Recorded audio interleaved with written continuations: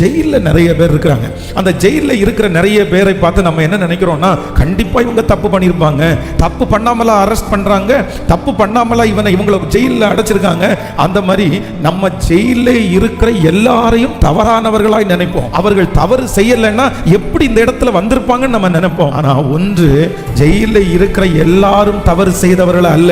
தவறு செய்யாதவர்கள் அந்த பிரச்சனை நடக்கும்போது எதேர்ச்சியாய் அந்த இடத்துல வந்திருப்பாங்க. எதேர்ச்சியா அந்த இடத்துல இருக்கிற அவர்களை சந்தேகத்தின் பேரிலே கொண்டு போய் அரெஸ்ட் பண்ணப்பட்டு அவர்களை ஜாமீன்ல கூட எடுக்க முடியாம, அவர்கள் குற்றம் செய்யலன்னு சொல்றதற்கு யாரும் இல்லாம நிறைய பேர் அந்த சிறைச்சாலையிலிருந்து காப்பாற்றப்படாமல் இன்றும் நூற்றுக்கணக்கான பேர் அங்கு இருக்கிறார்கள்.